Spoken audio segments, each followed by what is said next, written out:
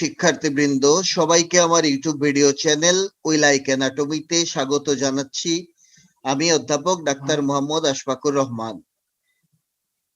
আজকে আমার আলোচনার টপিক হচ্ছে সেলের ইন্ট্রোডাকশন নিয়ে আলাপ করব। মূলত সেল নিয়ে আমরা সেই ছোটবেলা থেকে পড়ে আসছি। সেই একই জিনিস, সেল কাকে বলে, সেলের পার্ট কি, বিভিন্ন অর্গানেলি গুলো ফাংশন কি, এই একই কথা পড়তে পড়তে আমরা খুবই বিরক্ত। ইনফ্যাক্ট আমিও ফার্স্ট ইয়ারে যখন এই সেল চ্যাপ্টার পড়ানো লাগে, আমি খুব বিরক্তি ফিল করি পড়াতে। ভালো লাগে না সাধারণত পড়াতে, অন্য কাউকে দিয়ে দেই। আজকে এই পর্যায়ে এসে আবারও সেল নিয়ে আমাকে আলাপ করতে হচ্ছে। বেসিক্যালি আমি সেলটাকে একটু অন্য অ্যাঙ্গেল থেকে বলার চেষ্টা করব। সো দেখা যাক সেল চ্যাপ্টারটা সবার ভালো লাগে কিনা। শুরুতেই আমি আমার চ্যানেলটি সাবস্ক্রাইব করার জন্য সকলের প্রতি অনুরোধ জানাচ্ছি। সেই সাথে যদি আজকের এই ভিডিওটি ভালো লাগে তাহলে অবশ্যই বন্ধু বান্ধবের সাথে তা শেয়ার করবে, একটা লাইক এবং কমেন্ট করে আমার চ্যানেলের সাথে থাকবে, এটি আমার আশা। সো আজকে আমরা সেল নিয়ে আলাপ করতে চাচ্ছি। অ্যাডাল্ট হিউম্যান বডিতে প্রায় 40 ট্রিলিয়ন সেল থাকে। ইন্টারেস্টিং তথ্য এটা।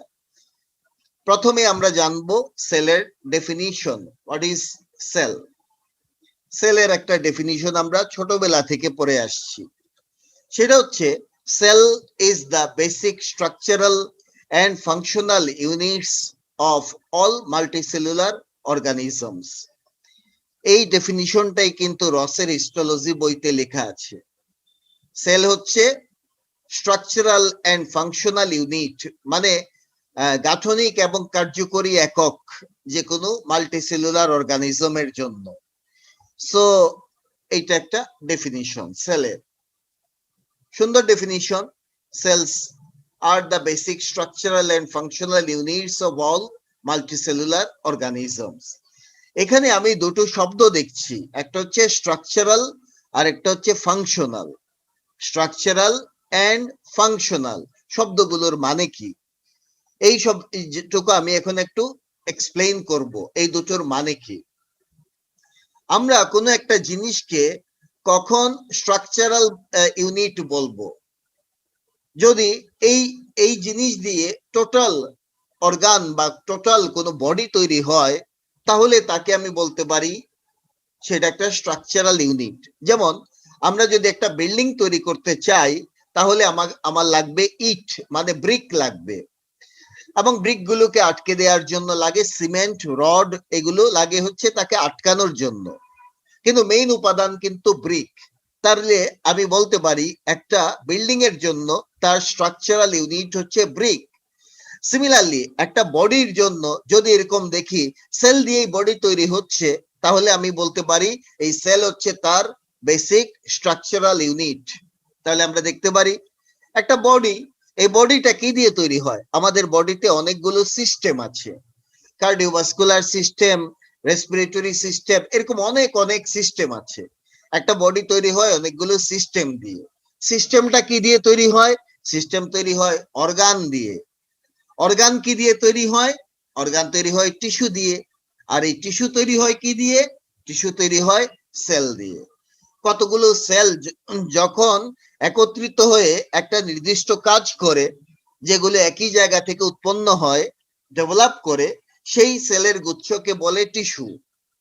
এ group of cell performing specific functions developing from specific source is called tissue. সুতরাং কতগুলো সেল একই জায়গা থেকে উৎপন্ন হয়ে একই কাজ যদি করে, তাকে আমরা বলবো টিস্যু। এবং টিস্যু দিয়ে তৈরি হয় অর্গান, অর্গান দিয়ে তৈরি হয় সিস্টেম, সিস্টেম দিয়ে তৈরি হয় বডি। সুতরাং এই বডির একদম ইউনিট হচ্ছে সেল। তাহলে নিশ্চয়ই আমরা বুঝতে পারছি কেন আমাদের সেলকে স্ট্রাকচারাল ইউনিট বলে। এবার আমরা জানবো কেন সেলগুলোকে ফাংশনাল ইউনিট বলে। একটা কথা এখান থেকে মনে রাখতে হবে যে আমাদের বডিতে অনেক অনেক কাজ হয়ে থাকে। যেমন সিক্রেশনের কাজ হয়, কন্ট্রাকশনের কাজ হয়, ইম্পালস জেনারেশন এন্ড কন্ডাকশনের কাজ হয়, তারপরে হচ্ছে ডাইজেশন, অ্যাবজর্পশন, এরকম অনেক অনেক কাজ হয়। কেউ অক্সিজেন কার্বন ডাইঅক্সাইড ট্রান্সপোর্ট করে, তার আলাদা কাজ। সুতরাং আমার বডিতে অনেক অনেক কাজ কিন্তু হয়। এখন যদি এরকম হয় যে আমার বডির প্রতিটা সেল প্রতিটা কাজই করে, সব কাজই করে, তাহলে আমি এক একটা সেলকে আমি কিন্তু বলবো ফাংশনাল ইউনিট। একটা বডিতে যত কাজ হয় সব কাজ যদি একটা সেল করতে পারে, তখনই আমি সেলকে বলবো বডির একটা ফাংশনাল ইউনিট। তো আমরা এখন দেখতে চাই আসলে কি এরকম ঘটে কিনা। আমরা জানি আমাদের বডির যত কাজ সবগুলো কন্ট্রোল হয় বাই দ্য ক্রোমোজোম। কাজের সকল ইনফরমেশন থাকে ক্রোমোজোমের মাঝে। ক্রোমোজোম আমি ব্র্যাকেটে ক্রোমাটিন লিখেছি। আসলে ক্রোমোজোম আর ক্রোমাটিন প্রায় সিমিলার জিনিস, একটু কয়েলিং এর ডিফারেন্স শুধুমাত্র, otherwise they are same. So আমাদের বডির সকল সেলুলার ফাংশন কন্ট্রোল হয় by the chromosome or chromatin. এখন আমাদের বডিতে কিছু সেল আছে যেগুলো বডি গঠন করে, যাকে বলে সোমাটিক সেল। আর কিছু সেল আছে যেগুলো জনন কাজে, রিপ্রোডাকশনে হেল্প করে, তাদেরকে বলে সেক্স সেল।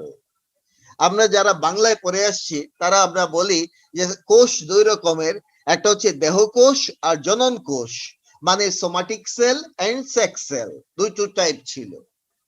সো আমাদের বডির যত সোমাটিক সেল আছে, সেই সেল মাসলে থাকুক আর আমাদের নিউরনে থাকুক, অথবা জিআইটি লাইনিং এপিথেলিয়ামে হোক, অথবা ফাইব্রোব্লাস্ট হোক, যে কোনো জায়গার যত সোমাটিক সেল আছে, সব সোমাটিক সেলের মাঝে আমরা জানি ইকুয়াল নাম্বার অফ ক্রোমোজোম থাকে, এবং হিউম্যানের ক্ষেত্রে সেটা হচ্ছে 46। তার মানে কি দাঁড়াচ্ছে যে আমাদের যত সোমাটিক সেল আছে, এই যে একটু আগে আমি বলেছি যে হিউম্যান বডিতে 40 ট্রিলিয়ন সেল আছে, এই যে সোমাটিক সেল, এই প্রতিটা সোমাটিক সেলে ইকুয়াল নাম্বার ক্রোমোজোম থাকে, তার মানে সেটা হচ্ছে হিউম্যানের জন্য 46। আর আমরা জানি সকল কাজ কন্ট্রোল করে ক্রোমোজোম, তার মানে কি দাঁড়ায়? তার মানে দাঁড়াচ্ছে প্রত্যেকটা সেলের মাঝে সকল কাজ করার ক্ষমতা আছে। আমি বলছি না সকল সেল সকল কাজ করে করে বলছি না, আমি বলছি প্রত্যেকটা সেল সকল কাজ করার ক্ষমতা রাখে, কারণ সব সেলের মাঝেই সবগুলো ক্রোমোজোম আছে, সকল ইনফরমেশন আছে কাজে। So every somatic sell has the potential ability, মানে ক্ষমতা, তার ক্ষমতা আছে of performing every function of the body। এই কাজ বলতে কি বোঝাচ্ছে? কাজ বলতে বোঝায় কন্ট্রাকশন, প্রতিটা সেলই কন্ট্রাক্ট করতে পারে, প্রতিটা সেলই সিক্রেশন করতে পারে বা পারতো, প্রতিটা সেল ইম্পালস জেনারেট করতে পারতো, কন্ডাকশন করতে পারতো, প্রতিটা সেল অক্সিজেন ট্রান্সপোর্ট করতে পারতো, কারণ প্রত্যেকটা সেলের মাঝে ইকুয়াল ক্রোমোজোম আছে, ইকুয়াল ইনফরমেশন আছে। আমরা যদি আমাদের সমাজে রাষ্ট্র ব্যবস্থার দিকে তাকাই, যে আমাদের দেশে একজন প্রধানমন্ত্রী আছেন, চাইলে তিনি সকল কিছু দেখতে পারতেন, কিন্তু তা কি তিনি করেন? তা কিন্তু করেন না। তিনি করলেন কি, স্বরাষ্ট্র মন্ত্রণালয় আলাদা করে দিয়ে একজন স্বরাষ্ট্রমন্ত্রী দিলেন, ওনার কাজ ওই মন্ত্রণালয়টা ভালোভাবে দেখাশোনা করা। তারপরে স্বাস্থ্য মন্ত্রণালয় নামে আলাদা একটা মন্ত্রণালয় করে দিয়ে একজন স্বাস্থ্যমন্ত্রী করে দিলেন, যিনি স্বাস্থ্যের বিভাগটা ভালোভাবে দেখবেন, ওনার বাকি কিছু দেখা দরকার নাই। একই রকম ভাবে অর্থ মন্ত্রণালয়ের জন্য অর্থমন্ত্রী, ওনার কাজ শুধু অর্থ সেক্টরটাই শুধু উনি দেখবেন, ফাইন্যান্স অংশটুকুই উনি দেখবেন। তার মানে কি দাঁড়াচ্ছে? এতে কি লাভটা কি হচ্ছে? লাভটা হচ্ছে যে কাজগুলো সুষ্ঠুভাবে হচ্ছে, সুন্দরভাবে হচ্ছে, স্পেশালাইজড ওয়েতে হচ্ছে। সিমিলারলি আমাদের বডির যত সেল আছে, সব সেলকে যদি এরকম করা হতো যে প্রতিটা সেল সকল কাজই করবে, তাহলে কিন্তু কোনো কাজই ভালোভাবে হওয়া পসিবল ছিল না। ঠিক আছে, তাইলে কি করতে হবে? আমার সেলগুলোকে বিশেষ দায়িত্ব দিতে হবে। সব সেলকে সবকিছু করতে দেওয়া যাবে না, আমাকে দায়িত্ব ভাগ করে দিতে হবে। ঠিক আছে, আমি অন্য আরেকটা এক্সাম্পল দিচ্ছি। This is the zygote. Zygote দিয়ে আমাদের জীবনের শুরু হয়, জাইগোট থেকে আলটিমেট একটা বেবি হয়, সেই বেবির জন্ম হলো, জন্মের পরে সেই বেবিটা কিছুদিন বড় হওয়ার পরে কেউ শিক্ষার মাঝে ঢুকে স্কুলে ভর্তি হতে পারে, কেউ ভর্তি হতে পারে না। যারা ভর্তি হতে পারে না তারা হয়তো বেগারের দিকে চলে যায়, মানে ভিক্ষুকের দিকে মোড় নেয়, ঠিক আছে, বা সন্ত্রাসী হতে পারে, চাঁদাবাজ হতে পারে, বা অথবা সুইপার, বেথর, অনেক কিছু হতে পারে, কামার কুমার, অনেক কিছুই হতে পারে। আবার যারা এডুকেশন নিল তারা একটা পর্যায়ে দেখা যাবে ক্লাস 8-9 গিয়ে সায়েন্স গ্রুপ নিচ্ছে, কেউ নিচ্ছে না। যারা সায়েন্স নিচ্ছে না তারা হয়তো আর্টস বা কমার্সের দিকে চলে যাচ্ছে, তারা ব্যবসায়ী হচ্ছে, তারা হয়তো আলটিমেটলি সিঙ্গার হবে, তারা ড্যান্সার হবে, সামথিং এলস, এরকম কিছু হচ্ছে। আর যারা সায়েন্স নিচ্ছে তারা এক পর্যায়ে এসএসসি পাশ করলো, আর কেউ হয়তো পাশ করেনি। যারা পাশ করেনি তারা যে কি করলো আল্লাহ মালুম, তারা চোর ডাকাত সন্ত্রাসী অনেক কিছুই হতে পারে। আর যারা এসএসসি পাশ করে ফেললো তারা আলটিমেটলি ইন্টারে গেল, এইচএসসি পরীক্ষা দিল, কেউ এইচএসসি পাশ করলো, কেউ ফেল করলো। যারা এইচএসসি ফেল করলো তারাও সিমিলারলি অনেক কিছুই হতে পারে, ঠিক আছে, ব্যবসায়ী হতে পারে, পড়াশোনা ছেড়ে দিতে পারে, তারা স্মাগলার হতে পারে, কত কিছু হওয়ার পসিবিলিটি আছে। তারপরে যারা এসএসসি এইচএসসি পাস করলো তারা কি হলো, হয়তো তারা এমবিবিএস এর অ্যাডমিশন টেস্ট দিচ্ছে, দিয়ে কেউ এমবিবিএস এ টিকলো, কেউ টিকলো না। যারা এমবিবিএস এ টিকলো তারা তো ডাক্তার হয়ে গেল, যারা এমবিবিএস পরীক্ষায় ঢুকেনি তারা হয়তো ইঞ্জিনিয়ার হচ্ছে, কেউ হয়তো সায়েন্টিস্ট হচ্ছে, কেউ ডেন্টিস্ট হয়ে যাচ্ছে। আবার যারা এমবিবিএস পাস করলো তারা এরপরে কি হবে, পোস্ট গ্রাজুয়েশন করবে, কেউ চলে যাচ্ছে ক্লিনিক্যাল সাবজেক্টে, কেউ চলে যাচ্ছে বেসিকে। যারা ক্লিনিক্যালে যাচ্ছে তারা হয়তো কেউ মেডিসিন, কেউ সার্জারি, কেউ গাইনিতে যাচ্ছে। যারা মেডিসিনে যায় তারা আবার ভাগ হতে পারে, কেউ নিউরো মেডিসিন, কেউ হয়তো পেডিয়াট্রিক মেডিসিন, কেউ হয়তো নেফ্রোলজিতে যাচ্ছে, কেউ পালমোনোলজিতে যাচ্ছে, এরকম। সার্জনরাও সিমিলারলি, কেউ জেনারেল সার্জারি, কেউ অর্থোপেডিক্স, কেউ ইএনটি, কেউ আইতে যাচ্ছে, মানে স্পেশালাইজ হয়ে যাচ্ছে তারা। যে মেডিসিন নিয়ে ভালো জানে সে সার্জারি দিক কিন্তু সে আর ভালো সে কিছুটা আইডিয়া আছে কিন্তু খুব ভালো জানবে না, তার মানে সে মেডিসিনের জন্য স্পেশালিস্ট হয়ে গেল। আবার যারা বেসিকে আসলো তারা আমার মতো হয়তো কেউ অ্যানাটমি পড়বে, কেউ ফিজিওলজি, কেউ বায়োকেমিস্ট্রি পড়বে, অথবা কেউ ফার্মাকোলজি, প্যাথোলজি, এরকম বিভিন্ন সাবজেক্টে তারা যেতে পারে। যে অ্যানাটমি পড়ছে সে কিন্তু মেডিসিন, সার্জারি, গাইনি খুব ভালো পারবে না। যে ফিজিওলজি পড়ছে সে কিন্তু অ্যানাটমি ভালো পারবে না, বায়োকেমিস্ট্রি খুব ভালো পারবে না, সে বেসিক ক্লিনিক্যালটা অত ভালো পারবে না, সে ফিজিওলজির জন্য স্পেশালিস্ট হয়ে যাচ্ছে। তার মানে আমরা দেখতে পাচ্ছি একদম পিছন দিকে যদি তাকাই, একটা জাইগোটের অনেক কিছু হওয়ার স্কোপ তার সামনে আছে। যেমন একটা জাইগোট চোর ডাকাত, dancer, singer, engineer, dentist, scientist, anatomy, physiology, biochemist, then মেডিসিনের doctor, surgery doctor, surgeon, gynaecologist, obstetrician, অনেক কিছু হওয়ার তার রাস্তা আছে। যত সে প্রসিড করছে সামনের দিকে তত সে স্পেশালিস্ট হয়ে যাচ্ছে, তার ফিল্ড অফ অ্যাক্টিভিটি কমে যাচ্ছে, ন্যারো ফিল্ড অফ অ্যাক্টিভিটি, কিন্তু সে সেই এক ফিল্ডের মাঝে স্পেশালিস্ট হয়ে যাচ্ছে, ঠিক আছে। এই প্রক্রিয়াটাকে বলা হয় ডিফারেন্সিয়েশন। সো ডিফারেন্সিয়েশন প্রক্রিয়ার মাধ্যমে আলটিমেটলি দেখা যাবে যে একটা জাইগোট বিভিন্ন আলটিমেটলি বিভিন্ন তার ডেস্টিনেশন বা ফেট তৈরি করছে, এগুলো ডিফারেন্সিয়েশনের মাধ্যমেই হচ্ছে, স্পেশালাইজেশনের মাধ্যমে এই কাহিনীটা হচ্ছে, স্পেশালাইজেশনের মাধ্যমে। আমি ডিফারেন্সিয়েশন না বলে বলবো জাইগোটটা স্পেশালাইজড হয়ে যাচ্ছে, ঠিক আছে। এক সময় কিন্তু জাইগোটের অনেক কিছু করার ক্ষমতা আছে, কিন্তু যত প্রসিড করছে সে কিন্তু স্পেশালাইজড হয়ে যাচ্ছে, তার ফিল্ড কিন্তু কমে যাচ্ছে। সো একই রকম ভাবে এখান থেকে আমি একটা জিনিস মনে করিয়ে দিব যে আমাদের হিউম্যান লাইফে বা যে কোনো প্রাণী জগতের মাঝে মোস্ট আনডিফারেন্সিয়েটেড সেলটার নাম কিন্তু জাইগোট। জাইগোট হচ্ছে মোস্ট আনডিফারেন্সিয়েটেড স্টেট। তো যেটা আমি বোঝাতে চাইলাম যে একটা সেলের সকল কাজ করার ক্ষমতা আছে, কিন্তু তাই বলে সকল কাজ সে করে না। Every somatic cell does not perform all the functions of the body. কারণ সব কাজ করতে গেলে সে কোনোটাই ভালোভাবে করতে পারবে না। এই জন্য কি করবে, সোমাটিক সেলগুলো স্পেশালাইজড হয়ে যাবে। স্পেশালাইজেশনটা হয় through the process of differentiation. Say specific বডির কাজগুলো করবে, স্পেসিফিক আকৃতি নিবে। যেমন যে কন্ট্রাকশন করবে সে ইলংগেটেড হয়ে যাবে। মাসলকে আমরা দেখি ইলংগেটেড হয়ে মাসল সেলগুলো মাসল ফাইবার তৈরি করে ফেলে। নার্ভ কন্ডাকশনের সুবিধার জন্য নার্ভের বড় বড় প্রসেস তৈরি হয়। সুতরাং আমরা বুঝলাম যে একটা সেলের সকল কাজ করার ক্ষমতা একসময় ছিল, এবং একসময় ছিল বলেই এই সেলগুলোকে ফাংশনাল ইউনিট বলা হয়ে থাকে। কিন্তু বাস্তব অর্থে এখন আর সব সেল সব কাজ করে না, এরা স্পেশালাইজড হয়ে যায় কাজের সুবিধার জন্য। ভালোভাবে কাজ করার জন্য সেলগুলো স্পেশালাইজড হয়ে যায়। এই প্রক্রিয়াটাকে বলা হয় ডিফারেন্সিয়েশন। এবং আলটিমেটলি কোন সেল, যেমন মাসলের কাজ হয়ে দাঁড়ায় কন্ট্রাকশন, সাথে রিল্যাক্সেশন। অবশ্যই কন্ট্রাকশন রিল্যাক্সেশনের দায়িত্ব প্রাপ্ত হয় মাসল, দেন সিক্রেশনের দায়িত্ব পায় glandular cell, then oxygen carbon dioxide ট্রান্সপোর্টের দায়িত্ব পায় আরবিসি, দেন নার্ভ সেলের দায়িত্ব হয় impulse generation and impulse conduction. এরকম এক একজন এক একটা দায়িত্ব নিয়ে ফেলে।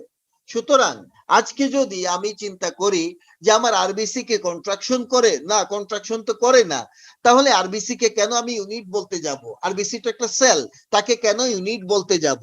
আসলে এই মুহূর্তে জিনিসটা মিলবে না। এটা মিলবে হচ্ছে ডিফারেন্সিয়েশন পর্যায়ের আগের অবস্থায়, যখন তার মাঝে সকল ইনফরমেশন ছিল, সকল কাজ করার ক্ষমতা ছিল। এখন সেই ক্ষমতা সে লস করে ফেলেছে। তো আশা রাখি আমি এটা বুঝাতে পেরেছি যে একটা সেলের সকল কাজ করার ক্ষমতা একসময় ছিল, যেহেতু তার মাঝে ইকুয়াল নাম্বার অফ ক্রোমোজোম সবার মাঝেই আছে, সকল ইনফরমেশনই আছে, কিন্তু সেই সেল সকল কাজ করে না, সে ডিফারেন্সিয়েটেড হয়ে যায়, স্পেশালাইজড হয়ে যায় কাজের দিকে এবং তার স্ট্রাকচারের দিকে, এবং আলটিমেটলি স্পেসিফিক কাজ করে। আমরা ক্রোমোজোম এবং ক্রোমাটিন নামে দুটো শব্দ পেয়েছি। এই জিনিসগুলোকে আসলে সেম জিনিস নাকি আলাদা একটু বুঝে যাচ্ছি। বেসিক্যালি কম্পোজিশনের দিক থেকে বললে এই দুটো সেম, ক্রোমোজোম যা ক্রোমাটিনও তা। এখানে একটা ছবি দেখতে পাচ্ছি, আমরা একটা ডিএনএ দেখতে পাচ্ছি, সেই ডিএনএ এর সাথে এসে প্রোটিন যোগ হলো।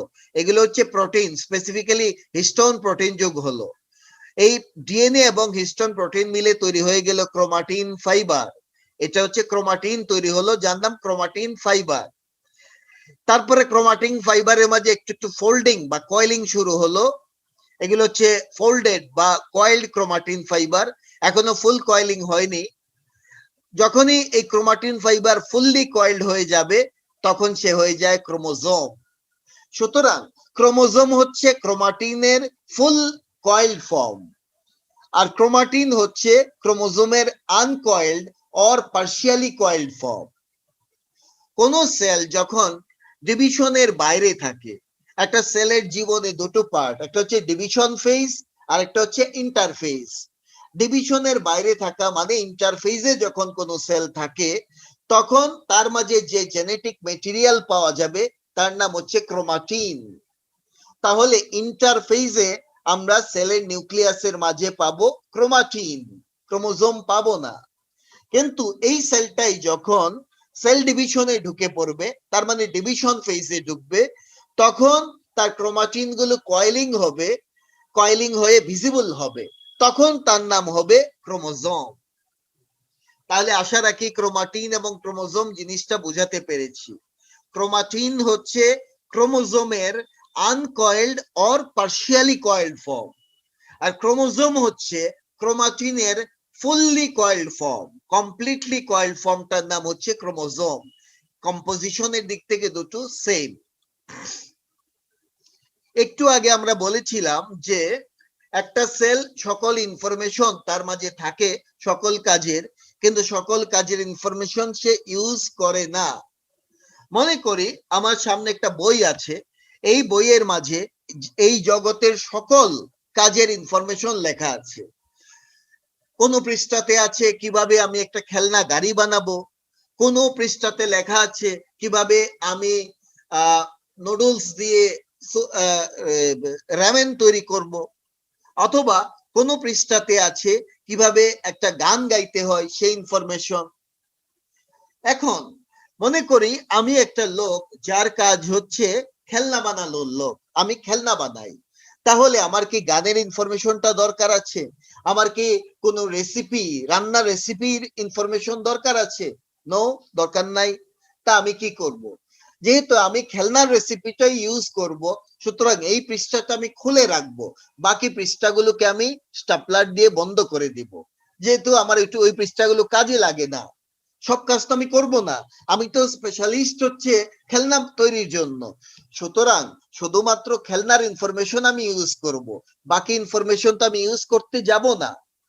তাহলে আমি অন্য ইনফরমেশনের পৃষ্ঠাগুলোকে বন্ধ করে দিব, স্টাপলার মেরে দিব, আর যে ইনফরমেশন আমি সবসময় ইউজ করব, প্রতিনিয়ত ইউজ করব, সেইটাকেই শুধু চোখের সামনে খুলে রাখবো। একই ঘটনা আমরা সেলের ক্ষেত্রেও দেখি। যেহেতু একটা সেলে সকল ইনফরমেশনই আছে, কিন্তু সকল ইনফরমেশন তো সে ইউজ করে না, সে তো ডিফারেন্সিয়েটেড হয়ে গেছে, সে তো স্পেশালাইজড হয়ে গেছে। যে সেলটা চায় কন্ট্রাকশন করতে, তার তো সিক্রেশনের ইনফরমেশন দিয়ে কোনো কাজ নাই। যে সেল অক্সিজেন ট্রান্সপোর্ট করবে, তার তো কন্ট্রাকশনের ইনফরমেশন জেনে কোনো কাজ নাই। সে কি করবে?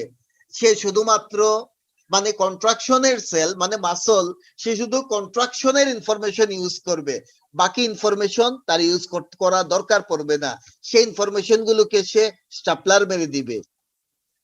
একটু ফানি শোনাচ্ছে, সেলের মাঝে স্টাপলার মারার বুদ্ধি কি? আসলে সেলের মাঝে স্টাপলার মারে না, বিষয়টা হয় সেই ইনফরমেশন গুলোকে, ইনফরমেশন থাকে তো ক্রোমাটিনের মাঝে, সেই ক্রোমাটিন গুলোকে সে কয়েল করে ফেলবে।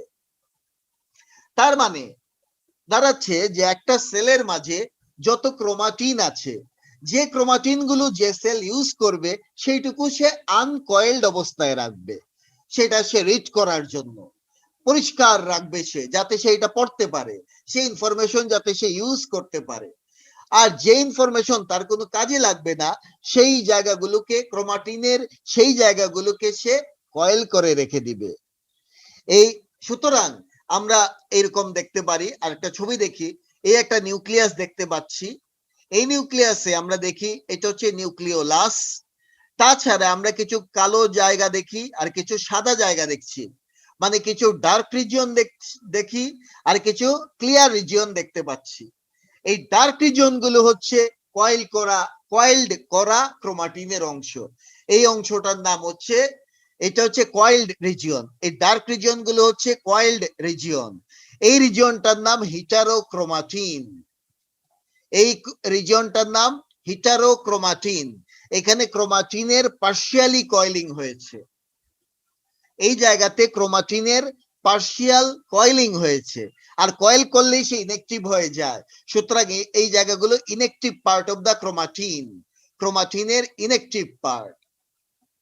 ঠিক আছে, তাহলে আমাকে এখান থেকে জানতে হবে যে একটা নিউক্লিয়াসে যে ডার্ক রিজিয়ন গুলো আমরা দেখি সেগুলোর নাম হচ্ছে হিটারোক্রোমাটিন। হিটারোক্রোমাটিনটা হচ্ছে ইনঅ্যাক্টিভ ক্রোমাটিন, দে আর ইনঅ্যাক্টিভ, দে আর কয়েলড রিজিয়ন, কয়েল হওয়ার কারণে এরা ইনঅ্যাক্টিভ হয়ে গেছে। আর যে ক্লিয়ার রিজিয়ন গুলো দেখি, এই জায়গাটার নাম হচ্ছে ইউক্রোমাটিন। ইউক্রোমাটিন হচ্ছে ক্লিয়ার জায়গাগুলো, এবং এই ক্লিয়ার জায়গাগুলো হচ্ছে আনকয়েলড রিজিয়ন, এগুলো কয়েলিং নাই, এবং কয়েল নাই কারণে এটা হচ্ছে ইউজ করবে, এগুলো অ্যাক্টিভ রিজিয়ন।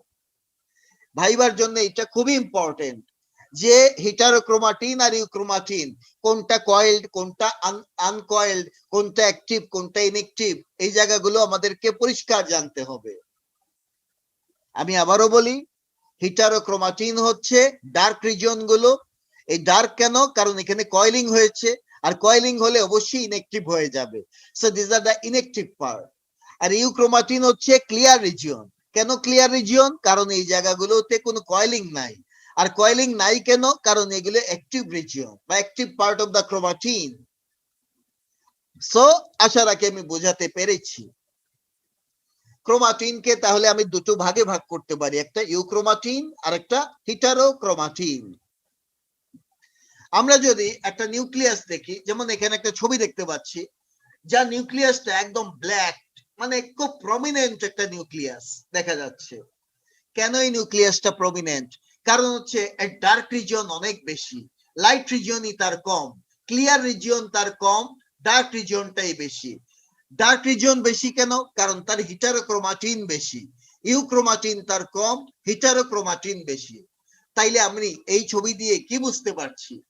এই ছবি দিয়ে বুঝতে পারছি এটা এমন একটা সেল যে সেলটা রেস্টিং অবস্থায় আছে, রেস্টিং সেল।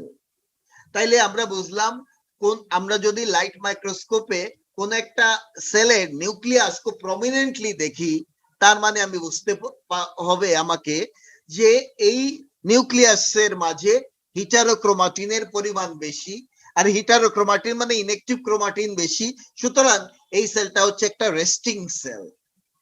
রেস্টিং সেল মানে যে সেলের কাজ খুবই কম, few activities, less or few activity দেখায় যারা, তারাই হচ্ছে রেস্টিং সেল। বিপরীত ক্রমে আমি আরেকটা ছবি দেখাচ্ছি। এই নিউক্লিয়াসটা দেখা যাচ্ছে, নিউক্লিয়াসটা খুব ক্লিয়ার বোঝা যাচ্ছে না, আগে নিউক্লিয়াসটার মতো তো শার্পলি প্রমিনেন্টলি নিউক্লিয়াস বোঝা যাচ্ছে না। কেন? Less prominent nucleus. Nucleus less prominent কেন? কারণ তার হিটারোক্রোমাটিন কম, তার ইউক্রোমাটিনের পরিমাণ বেশি। হিটারোক্রোমাটিন কম কেন? কারণ এই সেলটা কয়েল পার্টটা কম, আনকয়েল পার্টই বেশি। আনকয়েল পার্ট মানে অ্যাক্টিভ পার্ট বেশি, তার মানে এই সেলটা হাইলি অ্যাক্টিভ সেল। আমি নিউক্লিয়াস দেখেই কিন্তু ফাংশনাল স্টেট সম্পর্কে ধারণা করতে পারছি। এই সেলের নিউক্লিয়াসটা লেস প্রমিনেন্ট, এই জিনিস থেকে আমি বুঝলাম এই সেলটা একটা অ্যাক্টিভ সেল যে মাল্টিপল অ্যাক্টিভিটি করছে। সুতরাং এটা একটা অ্যাক্টিভ সেল যার অনেক অ্যাক্টিভিটি আছে, ভেরিয়াস অ্যাক্টিভিটি করে যাচ্ছে।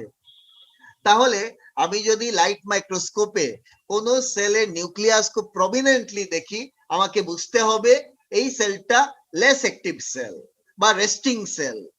আর যদি কোন সেলের মাঝে নিউক্লিয়াসটা আমরা খুব লেস প্রমিনেন্টলি দেখি, নিউক্লিয়াস বোঝাই যদি না যায়, তার মানে তার ইউক্রোমাটিনের পরিমাণ বেশি, তার আনকয়েলড পার্টের পরিমাণ বেশি, তার অ্যাক্টিভ পার্ট বেশি, তার মানে এটা একটা অ্যাক্টিভ সেল। সো যদি কোনো নিউক্লিয়াসে ইউক্রোমাটিনের পরিমাণ বেশি হয়, সেটা তত অ্যাক্টিভ হবে। হিটারোক্রোমাটিন যত বেশি হবে, সেই সেল ততই রেস্টিং সেল হয়ে যাবে বা ইনঅ্যাক্টিভের দিকে চলে যাবে। আন্ডারগ্রাজুয়েট স্টুডেন্টদের জন্য খুব কমন একটা প্রশ্ন, সেলের ক্লাসিফিকেশন। আমরা সেলকে অনেক ভাবে ক্লাসিফাই করতে পারি। একটা হচ্ছে সেলুলার অর্গানাইজেশন দিয়ে, একটা হচ্ছে ফাংশন অনুযায়ী, একটা হচ্ছে ক্রোমোজোম নাম্বার, আর একটা হচ্ছে behaviour in the cell cycle, তার উপরে। সেলুলার অর্গানাইজেশনের উপরে দুই ভাগে ভাগ করে, prokaryotic cell and eukaryotic cell. Functionally cell দুই রকমের, একটা হচ্ছে সোমাটিক সেল আর সেক্স সেল, দেহকোষ, জনন কোষ। আর হচ্ছে ক্রোমোজোম নাম্বারের উপরে সেল দুই রকমের, একটা হচ্ছে হ্যাপ্লয়েড সেল আর ডিপ্লয়েড সেল। আর according to behaviour in the cell cycle, cell তিন রকমের, একটা হচ্ছে labile cell or continuously dividing cell, then stable cell or quiescent cell, তারপরে permanent cell or non dividing cell. এইভাবে আমরা সেলকে ক্লাসিফাই করতে পারি। প্রথমে আমি যাব প্রোক্যারিওটিক সেল, ইউক্যারিওটিক সেল এই আলোচনাতে। প্রোক্যারিওটিক সেল পরীক্ষার জন্য খুব ইম্পর্টেন্ট। প্রোক্যারিওটিক সেলের ফিচার গুলো কি কি? এই সেলগুলো হচ্ছে ভেরি স্মল সাইজ সেল, খুবই ছোট সাইজের সেল, যার ডায়ামিটার হচ্ছে 1 to 5 মাইক্রোমিটার মাত্র।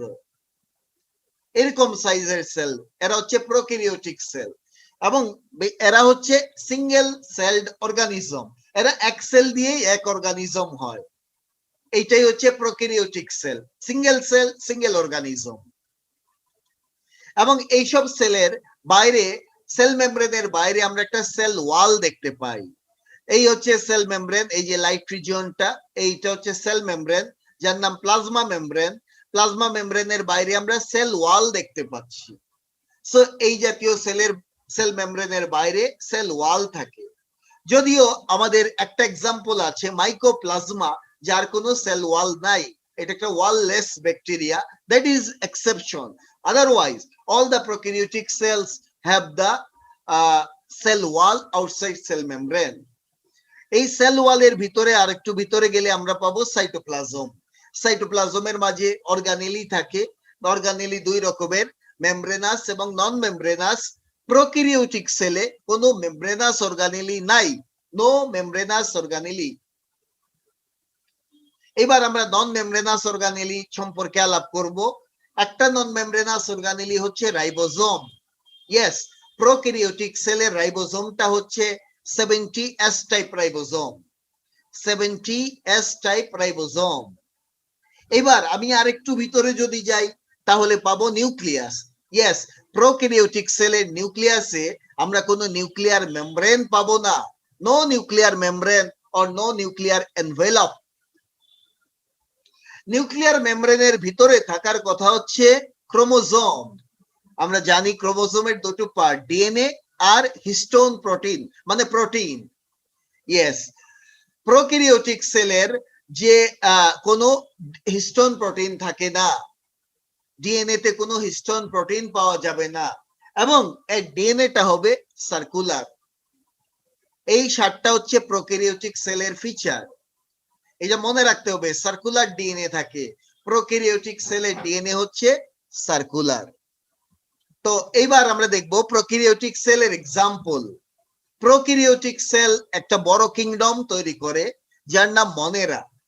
এই মনেরা কিংডমের মধ্যে দুটো গ্রুপ আছে। একটা হচ্ছে সাইজোফাইটা, যার ভিতরে পড়বে bacteria. So all the bacteria are prokaryotic cell, এরা সাইজোফাইটার মধ্যে পড়ে। আর আরেকটা হচ্ছে সায়ানোফাইটা, যার মধ্যে পড়বে blue green algae. Blue green এলজির আরেক নাম হচ্ছে নীলাভ সবুজ শৈবাল। অনেক শৈবাল আছে, অনেক ধরনের এলজি আছে, বাকি যত এলজি সবাই হচ্ছে ইউক্যারিওটিক সেল, কিন্তু ব্লু গ্রিন এলজিটা হচ্ছে prokaryotic cell. So bacteria and blue green algae এই দুটো হচ্ছে মনেরা কিংডমের মধ্যে পড়ে, এরা হচ্ছে প্রোক্যারিওটিক সেলের এক্সাম্পল। নাও আমি চলে যাব ইউক্যারিওটিক সেলে। ইউক্যারিওটিক সেলগুলো সাইজে বড় হবে, দে আর লার্জ সেল। তারপরে হচ্ছে এদের কোনো সেল ওয়াল খুঁজে পাবো না সেল মেমব্রেনের বাইরে। একটু ভিতরে যদি যাই তাহলে অর্গানেলি ইস্যু আসবে। এখানে আমরা মেমব্রেনাস অর্গানেলি খুঁজে পাবো। প্রোক্যারিওটিকে কোনো মেমব্রেনাস অর্গানেলি ছিল না, কিন্তু ইউক্যারিওটিকে মেমব্রেনাস অর্গানেলি থাকবে। আর নন মেমব্রেনাসের মাঝে রাইবোজোম। প্রোক্যারিওটিকের রাইবোজোম ছিল 70S টাইপ, কিন্তু ইউক্যারিওটিকের রাইবোজোম হচ্ছে 80S টাইপ অফ রাইবোজোম। আরেকটু ভিতরে গেলে আমি নিউক্লিয়াস পাবো। ইউক্যারিওটিকের নিউক্লিয়াসে আমরা নিউক্লিয়ার মেমব্রেন পাবো বা নিউক্লিয়ার এনভেলপ পাবো, কিন্তু প্রোক্যারিওটিকে কোনো নিউক্লিয়ার এনভেলপ ছিল না। নিউক্লিয়াসের ভিতরে ক্রোমোজোম থাকার কথা, ক্রোমোজোমের ডিএনএ আর প্রোটিন থাকার কথা। ডিএনএ এর ক্ষেত্রে প্রোক্যারিওটিকের ডিএনএ ছিল সার্কুলার, কিন্তু ইউক্যারিওটিক ডিএনএ হবে লিনিয়ার। আর প্রোক্যারিওটিকে কোনো হিস্টোন ছিল না, কিন্তু ইউক্যারিওটিক সেলের মাঝে হিস্টোন প্রোটিন পাওয়া যাবে। আর এর ডিএনএটা হবে লিনিয়ার, সুতার মতো লিনিয়ার ডিএনএ, মালার মতো হবে না, লিনিয়ার ডিএনএ হবে। সো এই হচ্ছে ইউক্যারিওটিক সেলের ফিচার। যাই হোক, ইউক্যারিওটিক সেলের এক্সাম্পল কি? মনেরা ছাড়া বাকি সবাই হচ্ছে ইউক্যারিওটিক সেল। যেমন protozoa, animal cell, plant cell, human cell, all are eukaryotic cell. বলা হচ্ছে all of the life kingdom except Monera are the eukaryotic cell. এখন একটা প্রসঙ্গ আসে, ইউক্যারিওটিক সেল কি ইউনিসেলুলার নাকি মাল্টিসেলুলার? আমরা একটু আগে জেনেছিলাম প্রোক্যারিওটিক সেলগুলো unicellular organism, single celled organism. Prokaryotic cell কেমন? হ্যাঁ, প্রোক্যারিওটিক সেলের মধ্যে প্রোটোজোয়া হচ্ছে ইউনিসেলুলার আর বাকি সবাই হচ্ছে মাল্টিসেলুলার। ইউনিসেলুলার ইউক্যারিওটিক সেল হচ্ছে প্রোটোজোয়া। প্রোটোজোয়া ইউনিসেলুলার কিন্তু ইউক্যারিওটিক সেল। আর ব্যাকটেরিয়া হচ্ছে unicellular but prokaryotic sell. Unicellular eukaryotic সেলের একটা নাম আছে, তাকে বলে প্রোটিস্টা। প্রোটিস্টা বলে ইউনিসেলুলার ইউক্যারিওটিক সেলকে। আমরা যদি ইউক্যারিওটিক প্রোক্যারিওটিককে আমরা পাশাপাশি বসাই তাহলে এর ডিফারেন্স তৈরি হবে। রিটেন এক্সামের জন্য আন্ডারগ্রাজুয়েটে খুব ইম্পর্টেন্ট প্রশ্ন, টেবুলেটেড ফর্মে ইউক্যারিওটিক আর প্রোক্যারিওটিকের ডিফারেন্স লেখো। সো আমি এটা দেখাচ্ছি। এই হচ্ছে সেই ডিফারেন্স। প্রোক্যারিওটিকের সেল সাইজ স্মল, ইউক্যারিওটিকে লার্জ। প্রোক্যারিওটিকে সেল ওয়াল থাকে, আউটসাইড সেল মেমব্রেন, কিন্তু ইউক্যারিওটিকে আমরা কোনো সেল ওয়াল পাবো না। প্রোক্যারিওটিকে কোনো মেমব্রেনাস অর্গানেলি নাই, কিন্তু ইউক্যারিওটিকে মেমব্রেনাস অর্গানেলি আছে। প্রোক্যারিওটিকের রাইবোজোম হচ্ছে 70S, ইউক্যারিওটিকে 80S রাইবোজোম। আলাদা, দুইজনের রাইবোজোম আলাদা। প্রোক্যারিওটিকে নিউক্লিয়ার মেমব্রেন নাই, থাকবে কিভাবে? এত কোনো মেমব্রেনাস অর্গানেলি নাই। আর ইউক্যারিওটিকে আমরা নিউক্লিয়ার মেমব্রেন পাবো। ডিএনএটা প্রোক্যারিওটিকে সার্কুলার, ইউক্যারিওটিকে লিনিয়ার। আর প্রোক্যারিওটিক সেলে হিস্টোন থাকে না, অ্যাবসেন্ট, ইউক্যারিওটিকে প্রেজেন্ট। বেসিক্যালি প্রোক্যারিওটিক শব্দটা কোথা থেকে আসছে? প্রো মানে আদি, আর ক্যারিয়ন মানে নিউক্লিয়াস। তার মানে এই জাতীয় সেলের নিউক্লিয়াসটা আদি প্রকৃতির। আদি প্রকৃতি মানে কি? মানে হচ্ছে এর নিউক্লিয়ার মেমব্রেন নাই। যেসব সেলের মাঝে তার জেনেটিক ম্যাটেরিয়াল নিউক্লিয়ার মেমব্রেন দিয়ে সেপারেটেড থাকে না, তার নামই হচ্ছে প্রোক্যারিওটিক সেল।